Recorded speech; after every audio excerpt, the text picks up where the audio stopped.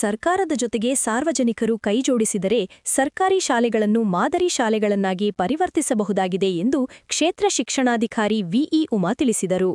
ಮಳವಳ್ಳಿ ಪಟ್ಟಣದ ಅಶೋಕ್ನಗರ ಸರ್ಕಾರಿ ಪ್ರಾಥಮಿಕ ಶಾಲೆಗೆ ಮೂಳೆ ತಜ್ಞ ಡಾ ಸುನೀಲ್ ಕುಮಾರ್ ಅವರು ಕೊಡುಗೆಯಾಗಿ ನೀಡಿದ ಬ್ಯಾಂಡ್ ಸೆಟ್, ಚೇರ್ ಹಾಗೂ ಟೇಬಲ್ಗಳನ್ನು ವಿತರಿಸಿ ಮಾತನಾಡಿದ ಅವರು, ಸರ್ಕಾರಿ ಶಾಲೆಗಳನ್ನು ಗುಣಾತ್ಮಕ ಶಿಕ್ಷಣವನ್ನು ನೀಡುವುದರ ಮೂಲಕ ಮಕ್ಕಳ ಕಲಿಕೆಯ ಸಾಮರ್ಥ್ಯವನ್ನು ಹೆಚ್ಚಿಸಲಾಗುತ್ತಿದೆ ಎಂದು ಹೇಳಿದರು.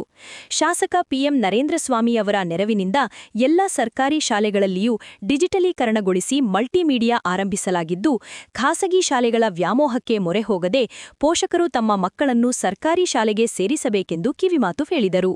ವಾಕ್ಯಗಳಲ್ಲಿ ಅವನು ಬರಿಬೇಕು, ಆ ರೀತಿ ಕಲಿಕೆ ಉಂಟಾಗಬೇಕು ಅಂತ ಏನ್ ಮಾಡಿದ್ರು, ಕಲಿಕಾ ಹಬ್ಬ ಅಂತ ಒಂದು ಕಾರ್ಯಕ್ರಮವನ್ನ ಲಾಸ್ಟ್ ಇಯರ್ ಇಂದ ಇಂಟ್ರೊಡ್ಯೂಸ್ ಮಾಡಿದ್ರು.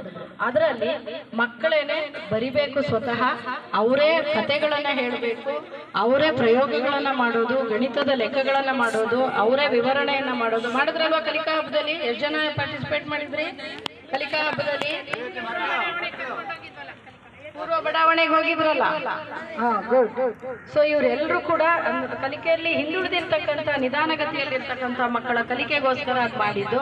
ಆ ಮಕ್ಕಳು ಪೇರೆಂಟ್ಸ್ ಜೊತೆಗೆ ಸೇರ್ಕೊಂಡು ಅವರು ಅಲ್ಲಿ ನಾಯಕತ್ವದ ಗುಣ ಬೆಳಿಬೇಕು, ಮತ್ತೆ ಅವರಿಗೆ ವೊಕ್ಯಾಬ್ಯುಲರಿ ಇಂಪ್ರೂವ್ ಆಗಬೇಕು, ಓದಕ್ಕೆ ಬರಬೇಕು ಅಂತ ಒಂದಷ್ಟು ಅನುದಾನವನ್ನು ಕೂಡ ಕೊಟ್ಟು ಆ ಮಕ್ಕಳಿಗೆ ಕಲಿಕೆಗೆ ಪ್ರೇರೇಪಣೆಯನ್ನ ಕೊಟ್ಟಿದ್ವಿ. ಇದಲ್ಲದೆ ನಾವು ಮಾಮೂಲಿ ಪ್ರತಿಭಾ ಕಾರಂಜಿ, ಸ್ಪೋರ್ಟ್ಸ್ ಆಕ್ಟಿವಿಟೀಸು, ಚಟುವಟಿಕೆ ಆಧಾರಿತ ಬೋಧನೆ, ಫಾರ್ಮೇಟಿವ್ ಅಸೆಸ್ಮೆಂಟ್ ಅನ್ನ ಇಟ್ಟಿದ್ದೀವಿ.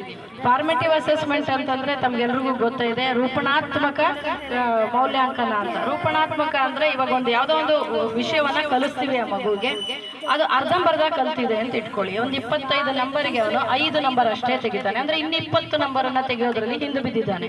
ಆಗೇನ್ ಮಾಡ್ತೀವಿ, ಆ ಮಗುವಿಗೇನೆ ಅವನ ದಾರಿಗೆ ಹೋಗಿ ನಾವು ಅವನಿಗೆ ಯಾವ ರೀತಿ ಕಲಿಸ್ಬೋದು ಅಂತ ಹೇಳಿ ಅವನು 25ಕ್ಕೆ 25 ತೆಗೆಯೋವರೆಗೂ ಅವನಿಗೆ ಪರಿಹಾರ ಬೋಧನೆ ಮಾಡಿ ಮಾಡಿ ರೆಮಿಡಿಯಲ್ ಟೀಚಿಂಗ್ ಮಾಡೋದು, ಪುನಃ ಟೆಸ್ಟ್ ಕೊಡೋದು, ಪುನಃ ಸ್ಟ್ರಾಟಜಿ ಬದಲಾಯಿಸೋದು, ಕಲಿಸೋದು. ಈ ತರ ಮಾಡಿ ಮಾಡಿ ಮಾಡಿ ಮಗುವಿನ ಕಲಿಕೆ ನಮ್ಮ ಎಂಡ್ ಗುರಿ ಏನಿದೆ ಅಲ್ಲಿವರೆಗೂ ತಲುಪೋವರೆಗೂ ಮಾಡ್ತೀವಿ. ಅದನ್ನ ತಂದಿದ್ದಾರೆ. 4 ರೂಪಣಾತ್ಮಕ ಮೌಲ್ಯಾಂಕನಗಳನ್ನ ಮಾಡ್ತೀವಿ, 2 ಸಂಕಲನಾತ್ಮಕ ಮೌಲ್ಯಾಂಕನಗಳನ್ನ ಮಾಡಿ ನಾವು. ಇದೇ ಸಂದರ್ಭದಲ್ಲಿ ದಾನಿ ಡಾ ಸುನೀಲ್ ಕುಮಾರ್ ಅವರನ್ನು ಅಭಿನಂದಿಸಿ ಗೌರವಿಸಲಾಯಿತು. ಕಾರ್ಯಕ್ರಮದಲ್ಲಿ ಎಸ್ಟಿಎಂಸಿ ಅಧ್ಯಕ್ಷ ಸತೀಶ್, ಮುಖಂಡರಾದ ಶಿವಣ್ಣ, ರಮೇಶ್, ಶಿವನಂದ್, ಅರುಣ್, ಸಿದ್ದರಾಜು, ಮಂಜುನಾಥ, ಕೃಷ್ಣಮೂರ್ತಿ, ಕುಮಾರ್, ಚಾಮರಾಜಮೂರ್ತಿ ಸೇರಿದಂತೆ ಮುಖ್ಯ ಶಿಕ್ಷಕರು ಹಾಗೂ ಸಹ ಶಿಕ್ಷಕರು ಇದ್ದರು.